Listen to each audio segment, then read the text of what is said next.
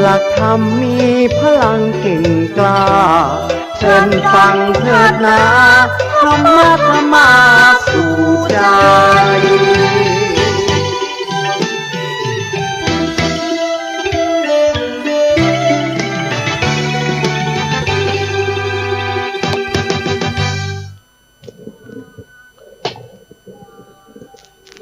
ธรรมะสู่ใจ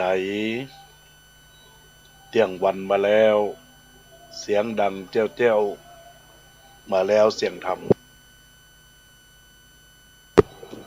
ธรรมะสละย่อมบลาหลังขอเชิญชวนฟังศรัทธาทุกท่านทุกคน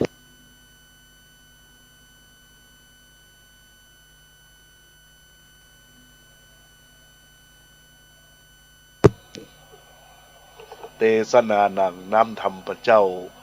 ตำนานโบราณนมนานเนื้อเจ้าเอามาก้อนไกแต่ความสัพเพเหระสิ่งใดละรวมรวบรวมแต่ความมหูที่แจ้งเล่าเก่าเล่าใหม่ขยายให้แจ้งด้วยแสงแห่งธรรมะน้ำธรรมคำสอนล้วนมีสาระได้นำมาแจกแจงหูแล้วหูแถมเอาจนเป่งป้อยบ่ฮื้อได้มอยดังพ้อยคือตั้งใจฟังป้อนนานป้อนน้อยแปลงใจดังตาลอ้อยคอยฟังธรรมะสาระย่อมบลาหลังขอเชิญชวนฟังศรัทธาทุกท่านทุกคนทุกตนทุกองค์เนอกราบนมัสการถวายความเคารพพระเดชพระคุณหลวงพ่อพระธรรมเสนาบดีรองเจ้าคณะภาค7เจ้าวาดวัดพระบรมธาตุเจ้าดอยสุเทพราชวรยงหารธรรมสวัสดีกับพ่อครูวรบนามมงพรหมท่านผู้ในวยการขึ้นวิทยุ FM 96ศูนย์เผยแพร่ธรรมอาคารสุเทพสุพรมครุปชาข้างหอคำพญามังลายสนับสนุนโดยมูลนิธิพระบรมธาตุขอพระคุณในกุศลเจตนาของท่านเจ้าพระมหาประสิทธิ์ประสาธิโกได้รับสัญญาณจาก Facebook Live KITTIPONG กิตติพงศ์ KITTISOPANO กิตติโสพโนสู่ขึ้นวิทยุที่ศรัทธาญาติโยมสาธุชนท่านทั้งหลายได้รับฟังอยู่ในขณะนี้บรรดาญาติโยมสาธุชนวันนี้เป็นวันพฤหัสบดีของการจัดรายงานในรายการในช่วงแรกอาตมาภาพก็ขอเจริญพรธรรมสวัสดีกับทุกคนทุกท่านที่ได้รับฟังรายการอยู่ในขณะนี้ทุกคนทุกท่านได้นำหลักธรรมขององค์พระสัมมาสัมพุทธเจ้ามาเผยแผ่คือกับบรรดาศรัทธาญาติโยมสาธุชนพุทธบริษัททั้งหลายทุกท่านทุกคนที่อยู่ทางบ้านในวาระโอกาสวันนี้เป็นการจะได้นำธรรมะบรรยายมาพบปะกับบรรดาศรัทธาญาติโยมที่ท่านทั้งหลายได้กระทำบำเพ็ญคือเป็นไปก็ขอให้บรรดาศรัทธาญาติโยมเราท่านทั้งหลาย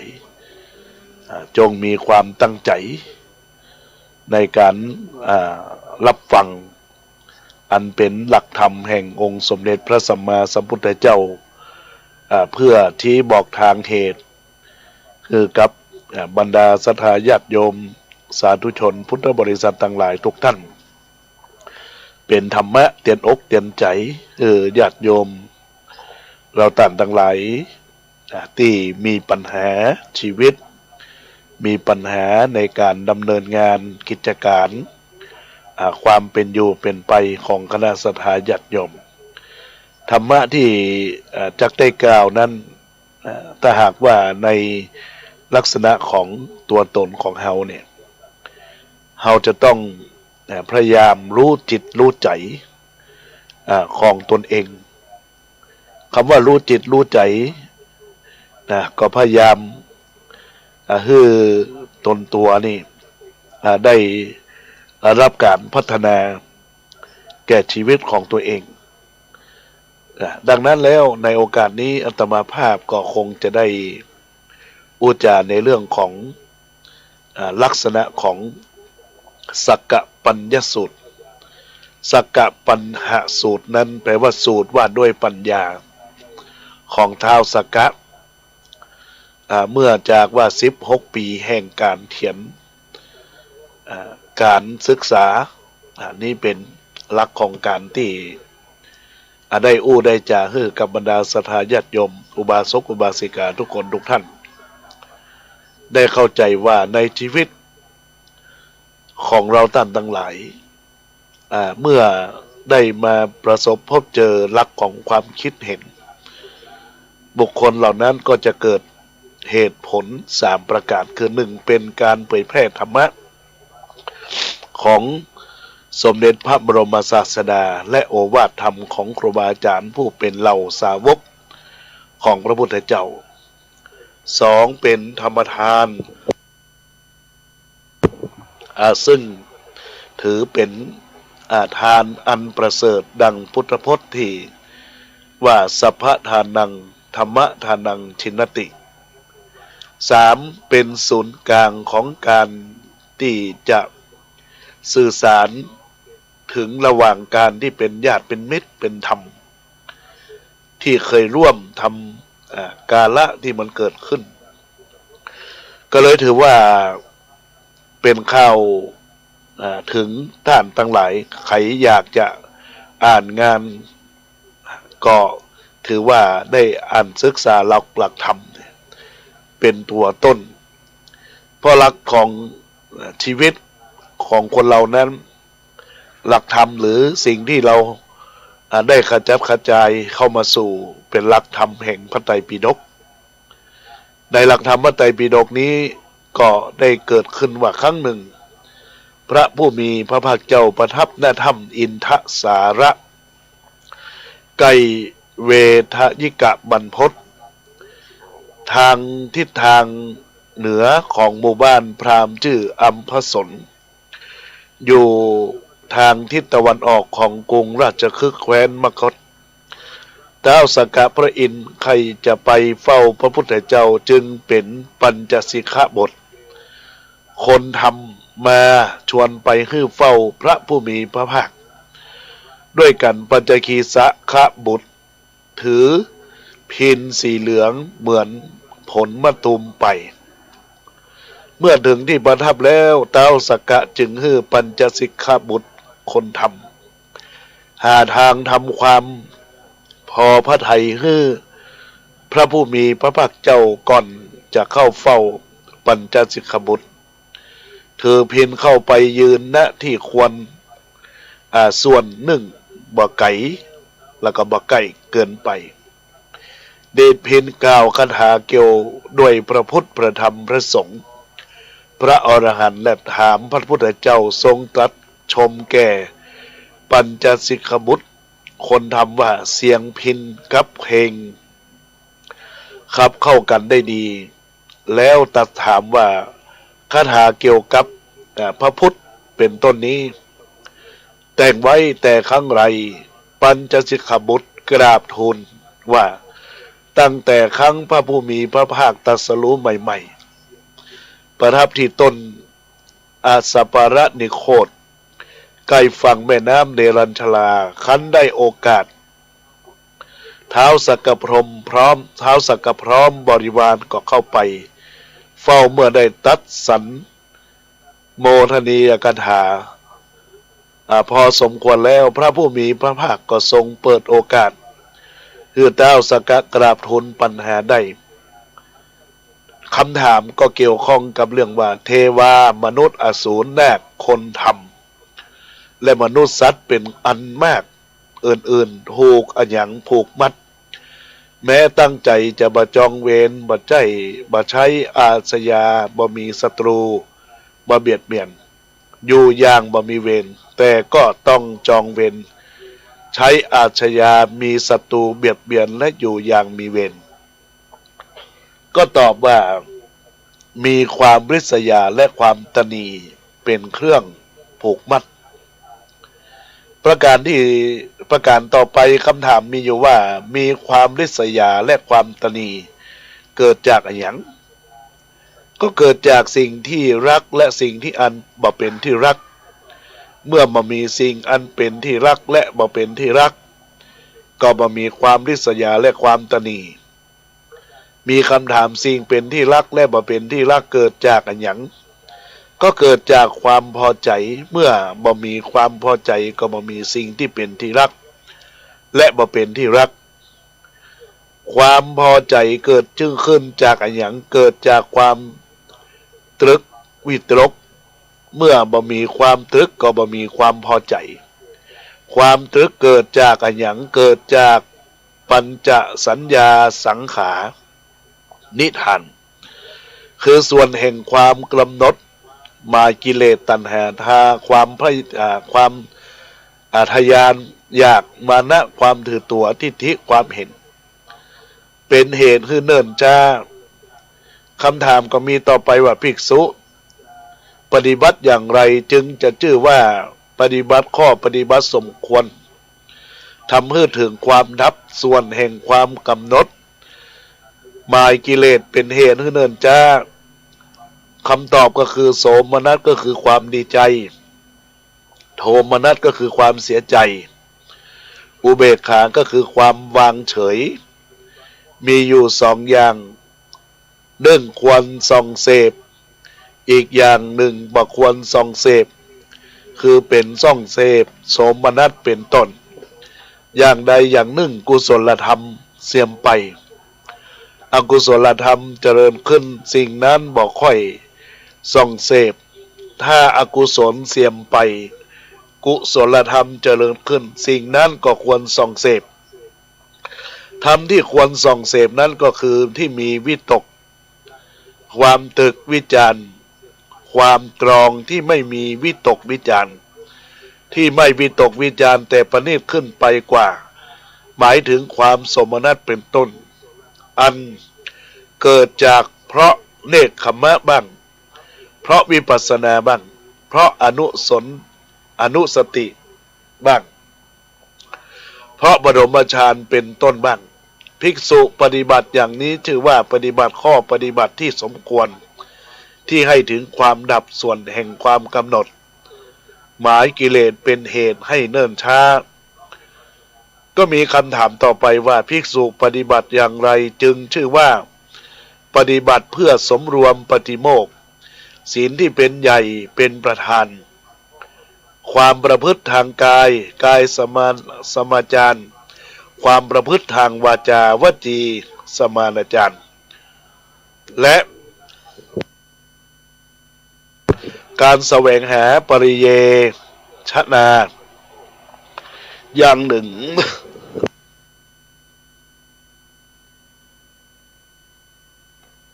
อย่างหนึ่งก็ควรส่องเสพอีกอย่างหนึ่งไม่ควรส่องเสพคือเมื่อส่องเสพความประพฤติทางกายเป็นต้นอย่างใดอย่างหนึ่งกุศลธรรมเสื่อมไปอกุศลธรรมเจริญขึ้นสิ่งนั้นไม่ควรส่องเสพถ้าอกุศลธรรมเสื่อมไปกุศลธรรมเจริญขึ้นสิ่งนั้นควรส่องเสพภิกษุผู้ปฏิบัติอย่างนี้ก็ชื่อว่าปฏิบัติเพื่อสำรวมปฏิโมกข์ประการต่อไปภิกษุปฏิบัติอย่างไรจึงชื่อว่าปฏิบัติสำรวมอินทรีย์คือตาหูจมูกลิ้นกายใจเป็นอารมณ์ที่พึงหูแจ้งทางตาหูจมูกลิ้นกายใจนั่นมีสองอย่างอย่างหนึ่งอย่างควรส่องเสพอีกอย่างไม่ควรส่องเสพพอตัดถึงเพียงนี้เท้าสักกะก็กราบทูลว่าเข้าใจความหมายที่ว่าบ่ควรส่องเสพและความส่องเสพนั้นกำหนดด้วยเมื่อส่องเสพและอกุศลหรืออกุศลก็จะเจริญกันแน่สมณพราหมณ์ทั้งปวงมีวาทะมีศีลมีฉันทะมีจุดหมายปลายทางอย่างเดียวกันใช่หรือไม่คำตอบก็ว่าไม่ใช่เพราะโลกมีธาตุเป็นอเนกมีธาตุต่างๆสัตว์ยึดถือธาตุอันใดก็กล่าวเพราะยึด ถือธาตุอันนั้นว่านี่แหละจริงอย่างอื่นเป็นโมฆะสมณพราหมณ์นั่นปวงมีความสำเร็จมีความปลอดโปร่งจากกิเลสเป็นเครื่องยึดโยคะเคมีเป็นพรหมจารีมีที่สุดส่วนล่วงใช้หรือไม่คำว่าส่วนล่วงหมายถึงเด็ดขาดไม่กับกำเริบหรือแปรปรวนอีกคำตอบก็คือไม่ใช่จะมีความสำเร็จเป็นต้นส่วนล่วงก็คือเฉพาะผู้ที่พ้นแล้วจากตัณหาความทะเยอทะยานต่ออันท้าวสักกะก็จึงกราบทูลตัณหาอันทำให้หวั่นไหวเป็นโลกเป็นหัวปีเป็นลูกศรย่อมฉุดคร่าบุรุษเพื่อให้เกิดในภพภูมินั้นๆถึงความสูงพ่องถึงความต่ำพ่องคันแล้วได้แสดงความพอใจที่พระผู้มีพระภาคทรงตัดปัญหาแก้ความสงสัยได้เจ้านี่เคยบัดถามไปถามพราหมณ์เหล่านั้นแทนที่อื่นแทนที่จะได้คำตอบว่ากับย้อมถามว่าเป็นใครครั้นรู้ว่าเป็นท้าวสักกะก็กลับมาถามปัญหายิ่งขึ้นว่าทำกรรมอะไรไว้จึงต้องเป็นท้าวสักกะก็ต่อไปตามที่ได้ฟังได้เล่าเรียนสมณพราหมณ์เหล่านั้นก็อิ่มเอิบใจว่าได้เห็นท้าวสักกะได้ถามปัญหาและได้ท้าวสักกะได้ตอบแก่เฮาท้ายสุดก็กลายเป็นสาวกของข้าพเจ้าองค์ใดคันแล้วท้าวสักกะได้กล่าวสุภาษิตอีกหลายประการในที่สุดได้เอามือลูบแผ่นดินแล้วเปล่งอุทานว่านะโมตัสสะภะคะวะโตอะระหะโตสัมมาสัมพุทธัสสะก็ว่าสามตีว่านะโมตัสสะภะคะวะโตอะระหะโตสัมมาสัมพุทธัสสะนะโมตัสสะภะคะวะโตอะระหะโตสัมมาสัมพุทธัสสะที่ทำเอาพระสูตรนี้มากล่าวไว้ก็อยากให้ท่านทั้งหลายนี่มีความใครรู้เรื่องความยิ่งใหญ่ของเทวดาและพระพุทธเจ้าโดยที่คือเห็นว่าในพระพุทธศาสนาเทวดาเหล่านั้นยังต่ำกว่าพระพุทธเจ้าผู้มีพระปัญญาตรัสรู้พระบรมพุทธาอันเป็นพุทธะเป็นผู้ตรัสรู้หมดกิเลสมีความบริสุทธิ์สะอาดกว่าเทวดาทั้งหลายนะบรรดาญาติโยมสิ่งที่ได้กล่าวอย่างนี้ก็เป็นเรื่องราวของสักกะปัญหาสูตรด้วยปัญญาของท้าวสักกะท้าวสักกะท่านได้ชี้แจงคือเหตุคือผลสุดท้ายแล้วก็คือการที่ว่าเวลาเราจะสวดมนต์เวลาเราจะทำอะไรอย่างเราจะต้องตั้งนะโมให้ก่อนนะโมตัสสะภะคะวะโตอะระหะโตสัมมาสัมพุทธัสสะนี่นะมีที่มาเป็นเรื่องราวของพระสูตรของท้าวสักกะนะของท้าวสักกะก็อยากที่จะให้ท่านทั้งหลายได้รู้เรื่องราวแห่งความยิ่งใหญ่ของเทวดาและพระพุทธเจ้าโดยที่เห็นว่าพระพุทธศาสนาเทวดาเหล่านั้นยังต่ำกว่าพระพุทธเจ้าผู้มีพระปัญญาตรัสรู้พระบรมศาสดาเป็นพุทธะเป็นผู้ตรัสรู้หมดกิเลสมีความบริสุทธิ์สะอาดกว่าเทวดาทั้งหลายย่อมได้ดังนั้นบรรดาญาติโยมสาธุชนพุทธบริษัททั้งหลายที่ได้มีความตั้งใจรับฟังในโอกาสนี้ก็พยายามคอยตามรับฟังไปในเรื่องของการเป็นอยู่แล้วก็เรื่องราวก็จะต่อเนื่องไปญาติโยมก็มีคนถามว่าเพราะอรหันต์เนี่ยเกิดขึ้น ได้แต่ว่าในประเทศไทยนี่มีหรือเปล่ามีหรือเปล่านะเพราะฉะนั้นเราก็ต้องก็จะต้อง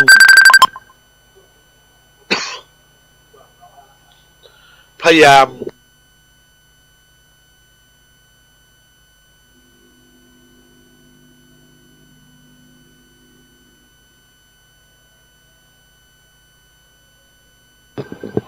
ในความตั้งใจของความเป็นมนุษย์ของปุถุชนที่จะมาบังเกิด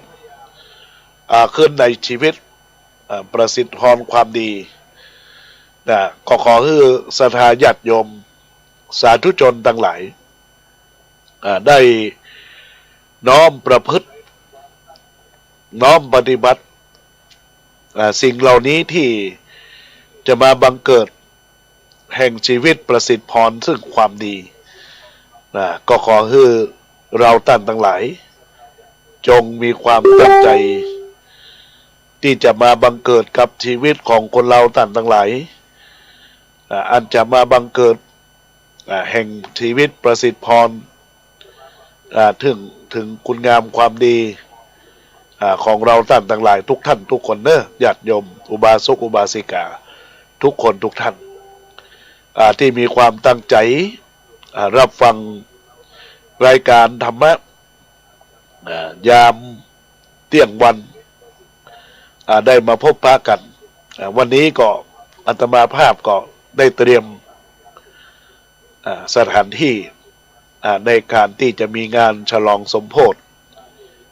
ปล่อยหลวงที่จะใกล้มาถึงวันที่22 23 24 25 26เตรียมรับยังประธานคือหม่อมหลวงสลาลีกิติยากรผู้ที่ได้จะได้มาเป็นผู้เปิดป้ายเฮือกับการปล่อยหลวงฉลองปล่อยหลวงในโอกาสครั้งนี้ก็ขอเจริญพรญาติโยมสาธุชนพุทธบริษัททั้งหลายทุกท่านทุกคนที่รับฟังรายการธรรมะในโอกาสบัดนี้ก็เจริญพรเนอะกับทุกคนทุกท่านที่ได้มีความตั้งใจเมื่อได้รับฟังรายการธรรมะในโอกาสบัดนี้แล้วก็ยินดีกับทุกคนทุกท่านที่ได้มีความตั้งใจดีงามงดงามในโอกาสนี้ก็ขอคือบรรดาศรัทธาญาติโยมทุกคนทุกท่านที่ได้มีความตั้งใจรับฟังรายการนี้แล้วก็ขอให้จงเป็นสิ่งที่ดีงามงดงามในตัวในตนประสิทธิผลความดีบารมีก็จักบังเกิดขึ้นกับทุกคนทุกท่านในโอกาสบัดนี้ก็เจริญพรเนอะญาติโยมสาธุชนพุทธบริษัทต่างหลายที่ได้รับฟังรายการธรรมะยามเวลานี้ซึ่งสิ่งที่จะมาบังเกิดมาก่อเกิดแห่งธรรมแล้วก็คือการที่จะลงซึ่งในหลักทางพุทธศาสนาอันเป็นบุญเป็นกุศลกับทุกคนทุกท่านที่ได้มีความตั้งใจดีงามงดงามเนาะญาติโยมทั้งหลายก็ขอเจริญพรเนอะในโอกาสบัดนี้ได้รับฟังแล้วก็จะได้ประชาสัมพันธ์การงานของทางวัดสันขยอมในโอกาสนี้เชิญร่วมงานทำบุญสมโภชปล่อยหลวงศาลาปฏิบัติธรรมอาสภมหาเถรานุสรณ์กตัญญูอาจาริยบูชาคุณศาลาแทนคุณวันที่22ถึงวันที่23กุมภาพันธ์2568และจะหยุดไว้3วันก็จะเริ่มเปิดงานปล่อยหลวงในวันที่27กุมภาพันธ์2568ถึงวันที่1มีนาคม2568 ด้วยสมณศรัทธาและมูลศรัทธาอันมีคณะสงฆ์วัดสันขยอมและก็พระภิกษุสงฆ์สามเณรคณะศรัทธาญาติโยมที่อุปถัมภ์วัดสันขยอมจัดสรรทุกหมู่บ้านได้ร่วมกันพร้อมด้วยศรัทธาญาติโยมที่รับฟังรายการขึ้นวิทยุ FM 96 FM 104.50 ทุกเครือข่ายทุกคลื่นวิทยุที่อาตมาภาพได้ ได้ประชาสัมพันธ์ในการบอกบุญบอกกุศลตั้งแต่ปี66มาบัดนี้การก่อสร้างทุกอย่างได้สำเร็จเสร็จสิ้นลงไปเป็นที่เรียบร้อยในโอกาสที่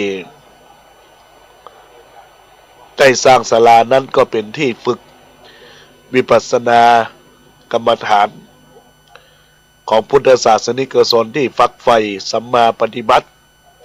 คือปราศจากราคะโทสะโมหะย่อมมีพลานิสงส์ส่งผลอยู่ร่มเย็นเป็นสุขปราศจากโรคปราศจากภัยในร่มเงาแห่งการปฏิบัติทุกท่านทุกคนจากทั่วสารทิศการก่อสร้างห้างแปลงนั้นในการฉลองนี่ก็มีอยู่2 จุดจุดหนึ่งก็คือกำแพงรอบล้อมพร้อมด้วยศาลาปฏิบัติธรรมในโอกาสนี้ก็ทั้งหมดก็ได้เสี่ยงทุนทรัพย์ไปอยู่8 ล้านกว่าบาทหน่วยญาติโยมสิ่งใดที่ทางเฮาต่างทั้งหลายได้กระทำในกุศลผลงามความดีก็ถือว่าได้ร่วมสร้างกุศล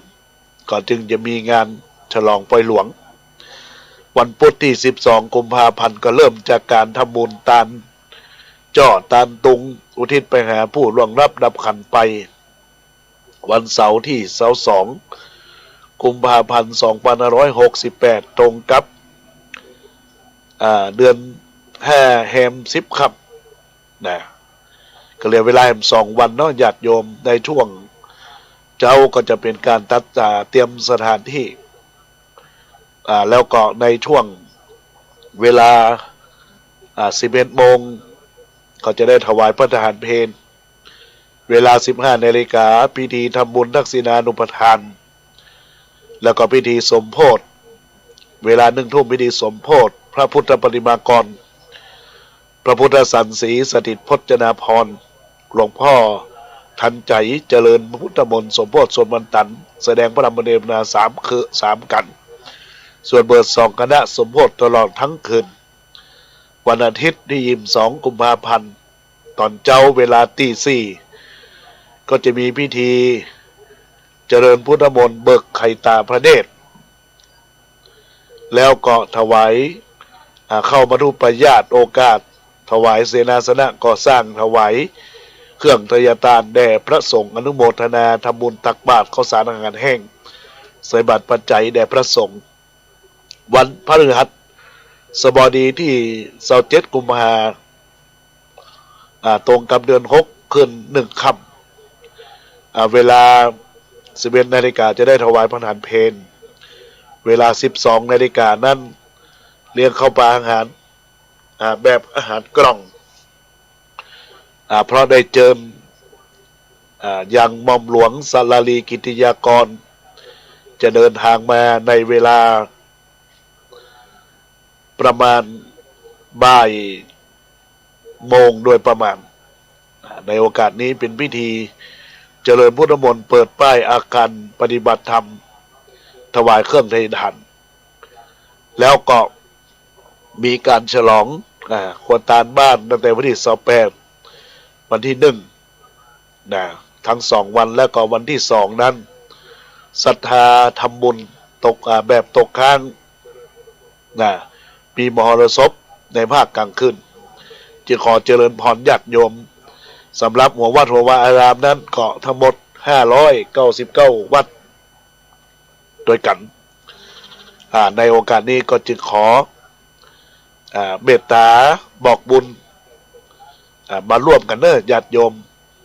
มาร่วมกันอยู่ตั้งใดมาร่วมสร้างบุญสร้างกุศลสร้างบารมีธรรมสร้างบารมีบุญอันจะมาบังเกิดขึ้นกับชีวิตประสิทธิพรซึ่งความดีของเราท่านทั้งหลายทุกคนทุกท่านในโอกาสนี้เนอะญาติโยมทุกคนทุกท่านก็ขอเจริญพรกับคณะสัตยาญาติโยมเราท่านทั้งหลายที่ได้มีความตั้งใจรับฟังรายการวันนี้เป็นการกระทำความดี หากว่าญาติโยมอยากจะร่วมเป็นเจ้าภาพหัววัดละ200 บาทแจ้งความประสงค์มาที่อาตมาภาพได้ในโอกาสนี้เนอะญาติโยมทั้งหลายก็ขอให้ญาติโยมสาธุชนเราท่านทั้งหลายได้มีความตั้งใจในการรับฟังรายการในโอกาสวันนี้ก็เจริญพรไปยังทุกคนทุกท่านที่ร่วมเป็นบุญที่ร่วมเป็นกุศลผลงามความดีทำความดีไว้ความดีจะไม่ได้หายไปไหนอยู่กับตัวตนของท่านญาติโยมเราต่างทั้งหลายเนอะในโอกาสนี้ก็จะได้ประกาศอนุโมทนาขอบคุณในกุศลเจตนา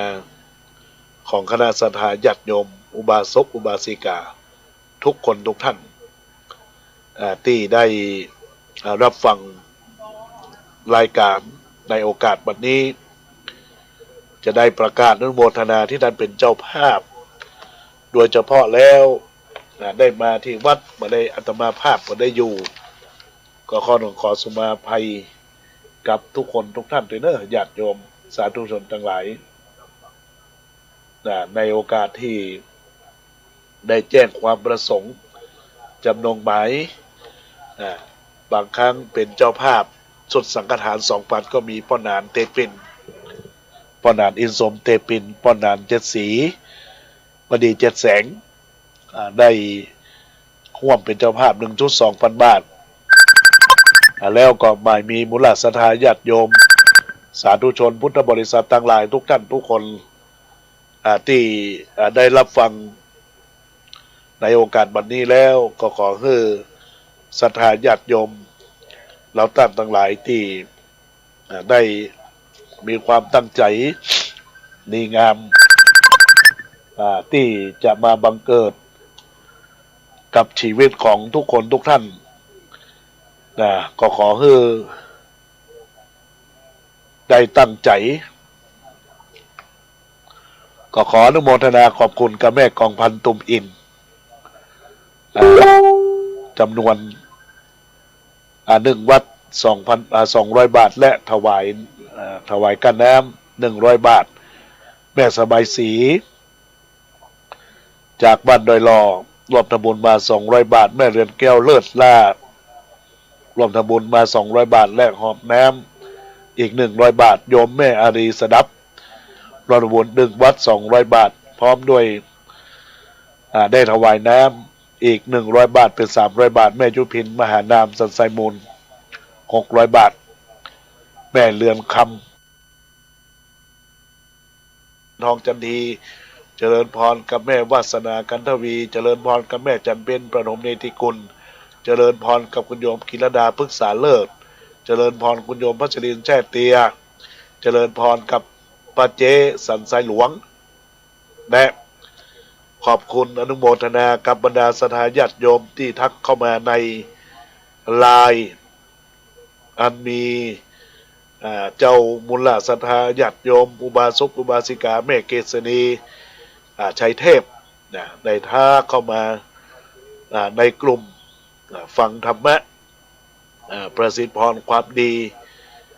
ในโอกาสครั้งนี้ก็ขอเจริญพรญาติโยมทุกคนทุกท่านที่มีความตั้งใจรับฟังรายการแล้วก็ขอให้รายการนี้จงเป็นรายการแห่งธรรมสู่ใจให้กับบรรดาศรัทธาญาติโยมได้มีจิตใจเปล่งใสเปล่งวะในตัวในตนของศรัทธาเราท่านทั้งหลาย ก็ขอเจริญพรญาติโยมทุกคนทุกท่านในโอกาสวันนี้ ที่ได้รับฟังรายการญาติโยมท่านใดจะโทรศัพท์เข้ามาเข้ามาในรายการเบอร์โทรศัพท์0962629694เจริญพรแม่นิพาแม่ย่อยอันแม่ครับหัววัด600นะเจ้า600นอกเจ้าอนุโมทนาลามาคือเขาเนอร์จะได้นำปัจจัยคุณตามบ้านเข้ามาได้ก็เจ้าวันที่18วันที่18เจ้าปีนี้เรียนเพิ่นอันสืบชะตาก็เจ้าบ่มีสืบชะตาแม่เจ้าบ่มีมันไปแล้วไปจังได๋ท่านกะเชิญนัก2ต้นข้องไทยไปเต้าตุกเก่าเมื่อ10ปีอ่ะอันหมอกเจ้าจะเป็นอย่างนอกเจ้าแล้วแต่บ่ได้จะไปงมไม่จะไปงมมันคนตามบ้านเป็นนะเจ้าได้เนออนุโมทนาขอบคุณเนอสาธุจ้าอนุโมทนาขอบคุณกับแม่นิพาคำพวนจากบ้านแม่ย่อยได้ร่วมบุญทานของวัดอีก3 วัด600 บาทเนอยินดีกับกุศลเจตนาของคณะศรัทธาญาติโยมสาธุชนพุทธบริษัททั้งหลายทุกท่านทุกคนในวาระโอกาสที่ได้รับฟังรายการมีจิตใจอันบริสุทธิ์กุศลก็ได้มาร่วมบุญกุศลเนอสาธุยินดีแม่เนอเจ้าเสียงท่านพระครูอย่างไรเสียงเหมือนเป็นวัดเจ้าอย่ามีน้อยกันฮะจ้ารักษาสุขภาพด้วยนะคะเรียบร้อยหลวงจะไม่ได้อาการมันเปลี่ยนแปลงการมันเปลี่ยนแปลงอะไรอย่างไรนะน้องจ้าสาธุยินดีเนอเจริญพรแม่บานชื่นวรรณฤกษ์ฮัลโหลแม่บานชื่นวรรณฤกษ์เจ้าโยมแม่ขอร่วมทำบุญรับหัววัด200เจ้าอนุโมทนาแม่บานชื่นเนอแม่บานชื่นเจ้าแม่บานชื่นลูกสาวน้องเราวิการวรรณฤกษ์จ้าอนุโมทนาเนอครอบครัวเจ้าครอบครัวน้องมีเลขบัญชีละอย่างแม่มีเลขบัญชีละอย่างอนุโมทนาขอบคุณกับแม่แล้วก็หมายมีคุณกุลยาพรกันทวีหรือว่าแม่จากบ้านแม่ขาวที่รับฟังอยู่ที่อำเภอสันกำแพงนี่นะวาสนากันทวีเนอะรวมทำบุญมาอีก1 หัววัด200 บาทอนุโมทนาขอบคุณกับกุศลเจตนาของคณะศรัทธาญาติโยมอุบาสกอุบาสิกาทุกคนทุกท่านเนอสาธุยินดีกับการร่วมบุญทานของวัดหัววาอารามท่านใดอยากจะร่วมเป็นเจ้าภาพก็เจริญพรกับคณะศรัทธาญาติโยมสาธุชนทุกบริษัททั้งหลาย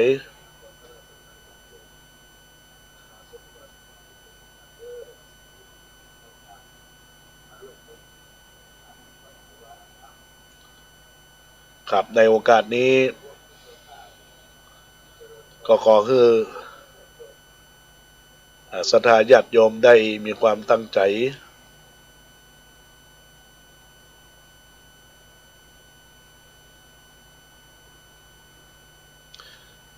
ในคุณงามความดีเจริญพรพ่อวันแท้นมัสการครับแฟนพันแท้ครับรับฟังอยู่นอกฟังตลอดเลยครับเนาะวันพัดตุกนี่ม่วนขนาดเลยครับยินดีเนอะครับเนาะครับเทศนี้ยิ้มหนักเลยครับเนาะเอาละยินดีเนอะยินดีสาธุโตมากลางใจนะครับได้เลยสาธุเนอะพ่อแฟนพันแท้ครับขอบคุณกับพ่อแฟนพันแท้ได้ทักทายให้ยื่นอำลงอกยกกำลังใจในการที่รับฟังในวาระโอกาสได้มาจัดรายการในโอกาสนี้ก็ขออนุโมทนาขอบคุณกับทุกคนทุกท่านโดยเฉพาะแม่วาสนาการวิก็โอนปัจจัยมา รับฟังอยู่เอื้ออาทรสักกำแพงในโอกาสนี้ได้โอนปัจจัยมาอีก1 วัตต์ 200 บาทก็ยินดีขอบคุณครับแม่ครูเหรียญทองจันทีเนอร์เพื่อนได้มารับพระของขวัญจากดร.หม่อมสลาดีกิติยากรกรรมการโครงการเพื่อนพึ่งพายามยากเนาะในโอกาสเจริญพรแม่เลี้ยงแก้ว เจริญพรแม่เลี้ยงแก้วก็ได้เจ้าฟังอยู่นะแม่นอฟังอยู่เจ้าเอาละยินดีแม่เลี้ยงแก้วเนอเจ้าสาธุสาธุเนอยินดียินดีสาธุสาธุอนุโมทนายินดีกับแม่ เลี้ยงแก้วได้ทักมาในรายการแล้วก่อนท่านใดที่จะโทรศัพท์เข้ามาเอ่ยเข้ามากดเจริญพรได้เนื้อญาติโยมในวาระโอกาสที่ได้ดำเนินรายการเดี๋ยวเราจะได้พบปะกันในโอกาสเวลาบ่าย3 โมงอีกรอบหนึ่งก็จะได้ขออนุโมทนาขอบคุณกับทุกคนทุกท่านอากาศมันเปลี่ยนอากาศมันแปลงเนาะทำให้ร่างกายของคนเรารับอากาศมาได้ในโอกาสนี้ก็ขอเจริญพรกับบรรดาศรัทธาญาติโยมอุบาสกอุบาสิกาเราตัดทั้งหลายได้รับฟังในรายการแล้วก็ขอให้ส่งผลโดนบันดาลยังกองบุญกองกุศลที่จะมาบังเกิดขึ้นในชีวิตประสิทธิ์พรความดีในโอกาสบัดนี้ก็เจริญพรเทเนอร์ญาติโยมทั้งหลายแม่วาสนากันทวีบอกว่าย้ายมาอยู่บ้านเอื้ออาทรละเจ้าอนุโมทนาเทเนอร์คือได้อยู่เย็นเป็นสุขปราศจากทุกโศกโรคภัยไข้เจ็บ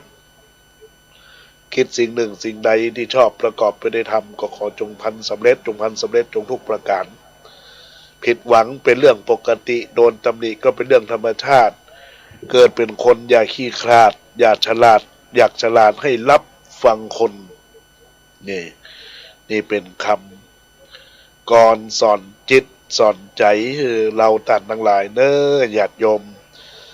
ท่านใดจะโทรศัพท์เข้ามาก็โทรได้มาเนอ0962629694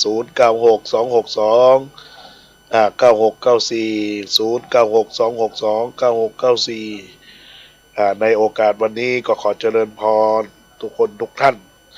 ทุกสายที่โทรศัพท์เข้ามายื่นกำลังอกยกกำลังใจคือกันและกันในโอกาสที่ได้จัดดำเนินรายการ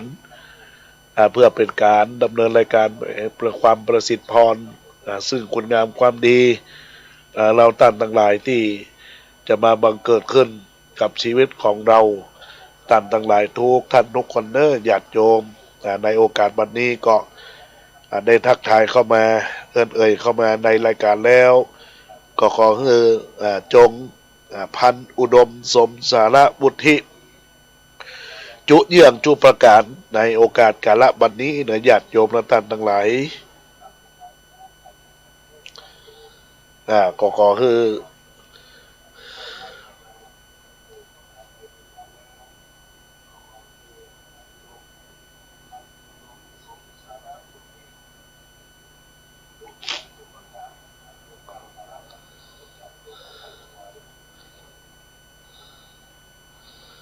ก็ขอเจริญพรเนอร์กับบรรดาศรัทธาญาติโยมทุกคนทุกท่าน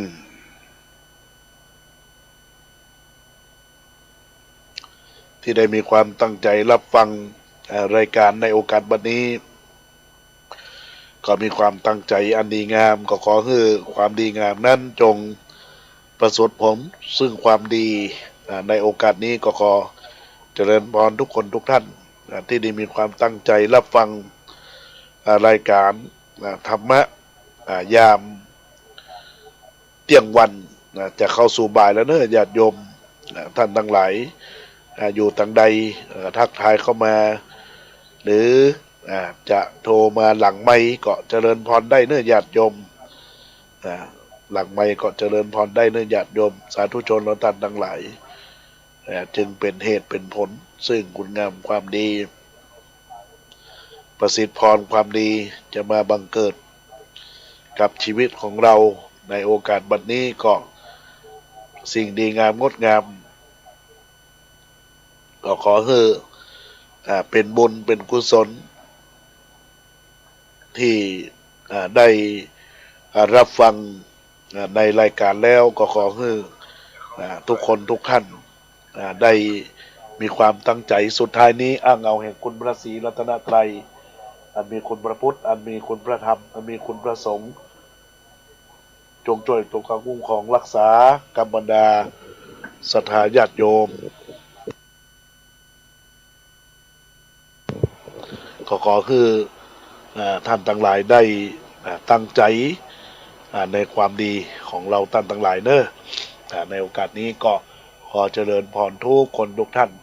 ณโอกาสวันนี้สาธุยินดีอายุบัน